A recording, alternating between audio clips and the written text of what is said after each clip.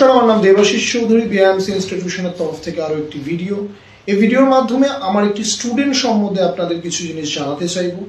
আপনারা দেখতেই পাচ্ছেন স্ক্রিনে স্নেহা রয় এই স্টুডেন্টের নাম। ওর একটি প্রিভিয়াস ভিডিও রয়েছে, যখন ও প্রথম আমার কাছে ভর্তি হয়েছিল, বিআইএমসিতে এসেছিল, ওর কন্ডিশন কি ছিল এবং বিআইএমসিতে ক্লাস করার পরে, ট্রেনিং করার পরে ও কতটা ইমপ্রুভড হয়েছে, কতটা ডেভেলপড হয়েছে, সেটার ভিডিও রয়েছে, যেটা বলবো, আপনাদের অনুরোধ করবো যে আপনারা দেখুন অবশ্যই।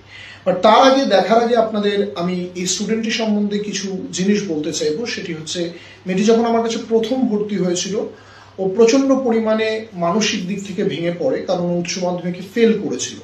ও মনে করেছিল বা ও ভেবেছিল হয়তো জীবনে আর কিছু করতে পারবে না, কারণ আর্থিক সমস্যা ওদের পারিবারিক প্রচুর রয়েছে।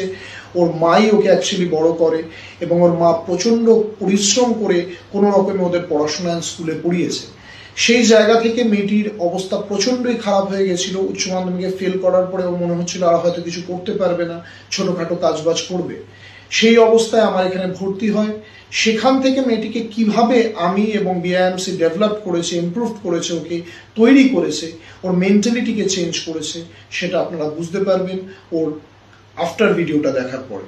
সো আপনাদের অনুরোধ করব, স্নেহা রয় আমার এই স্টুডেন্টের ইমপ্রুভমেন্ট কিভাবে হয়েছে, কিভাবে ওর মেন্টালিটি চেঞ্জ করা হয়েছে, মেন্টালি ওকে প্রিপেয়ার্ড করা হয়েছে, ওকে কিভাবে তৈরি করা হয়েছে জিরো লেভেল থেকে, যেখানে ও কিচ্ছু জানতো না, কিচ্ছু নয়, জাস্ট জিরো ছিল, সেখান থেকে ওকে কিভাবে ট্রেন করা হয়েছে আপনারা দেখুন। আপনারা বুঝতে পারবেন যে বিআইএমসি কিভাবে তার স্টুডেন্টদের তৈরি করছেন, কোন জায়গা থেকে বিআইএমসি স্টুডেন্টদেরকে ট্রেন করছেন, সফল করছে। ধন্যবাদ, থ্যাংক ইউ ভেরি মাচ। অনুরোধ করবো দুটো ভিডিওই আপনাদের দেখাচ্ছি। কি নাম তোমার? স্নেহা রয়। কোথায় থাকো? মধ্যমগ্রাম। আচ্ছা, বিআইএমসি ইনস্টিটিউশনে ভর্তি হয়েছো বা হতে এসছো কেন? কি শিখতে চাইছো? পড়তে এসছো তো কি শিখতে চাও? কি পড়তে চাও? ইংলিশ। কে নিয়ে এসছে তোমায়? মানে তুমি কিভাবে বিআইএমসির খবর পেলে? আমার একটা বন্ধু, মানে বান্ধবী বলেছিল যে এখানে ইংলিশ পড়ায় ভালো। আচ্ছা, উচ্চ মাধ্যমিকে তোমার ফেল হয়েছে বললে প্রথমে, তো ওটা কেন হয়েছিল? বাড়িতে একটা ইনসিডেন্ট হয়ে গেছিল। কি হয়েছিল বাড়িতে? সেটা পার্সোনাল। আচ্ছা, ঠিক আছে, ওকে।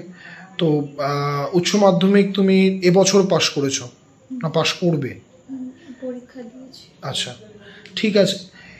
ইংলিশ শিখতে কেন চাইছো? কাজ করবে বলতে কিরম কাজ?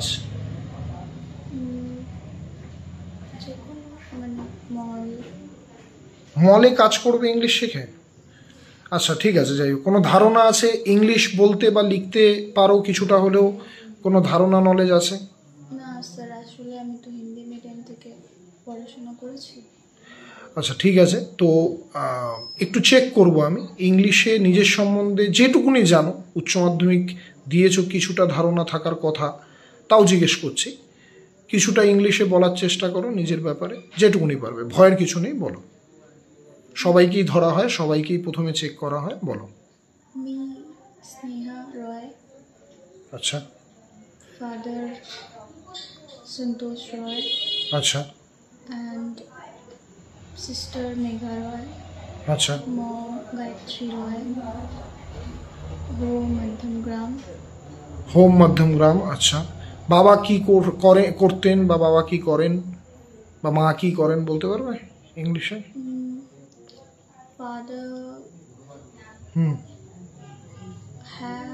Father expired. Mom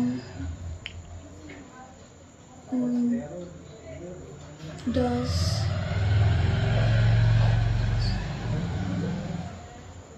homework. আর কিছু?